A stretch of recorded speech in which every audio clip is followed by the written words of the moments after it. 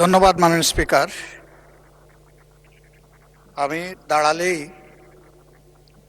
ভালোবাসার কিছু কথা বলতে হয়।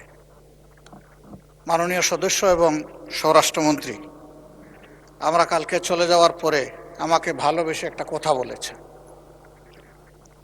তিনি বলেছেন যে আমি একটি অসত্য কথা এখানে বলে গেছি। আমি এটা জানতে পারলাম। তা আসলে আল্লাহ তাআলা তাকে অপূর্ব দক্ষতা দিয়েছেন। জাস্ট বোতলটা পরিবর্তন করে মেটেরিয়ালসটা ঠিক রেখে তিনি সত্যকে মিথ্যা হিসাবে এবং মিথ্যাকে সত্য হিসাবে চমৎকারভাবে পরিবেশন করতে পারেন। এই জন্য শুধু তাকে ধন্যবাদ জানানোর জন্য আমি এখানে দাঁড়িয়েছি মাননীয় স্পিকার। ধন্যবাদ, অসংখ্য ধন্যবাদ। মাননীয় বিরোধী দলের নেতা, আপনি পয়েন্ট অফ অর্ডারে নিশ্চয়ই এই বক্তব্য রেখেছেন। পয়েন্ট অফ অর্ডার চলমান বিষয়ের উপরে, এটা তো গতকালকের বিষয়, গতকালকেই শেষ হয়ে গিয়েছে, সুতরাং এটা এখন আর নতুন করে তোলার কোনো প্রয়োজন নেই। মাননীয় মন্ত্রী উত্তর দেওয়ার প্রয়োজন নাই। উনি যদি হাউসে থেকে বলতেন তাহলে নিশ্চয়ই আপনাকে রাইট অফ রিপ্লাই দিতাম। আপনি তারপর কিছু বলতে চান?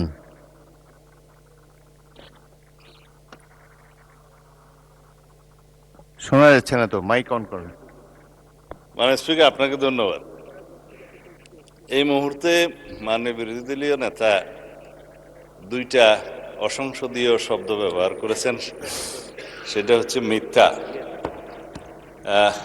এটা অসত্য বললে আমি আপত্তি করতাম না।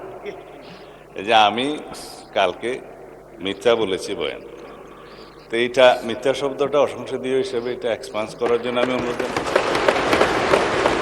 দ্বিতীয় কথা হচ্ছে,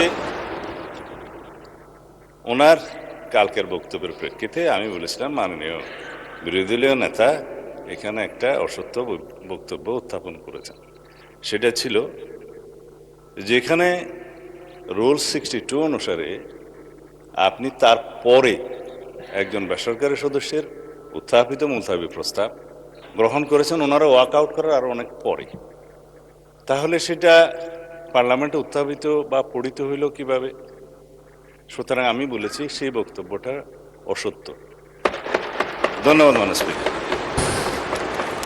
মাননীয় সদস্যবৃন্দ, এখন মাননীয় বিরোধী দলের নেতা এটা নিয়ে আরো বলবেন, বলেন।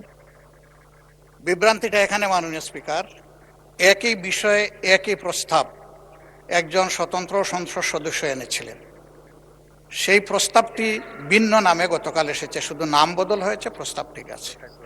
আমি তো আগেরটা জানতাম বলেই বলেছি, এখানে আমি কোনো ভুল তথ্য দেইনি। ধন্যবাদ মাননীয় স্পিকার।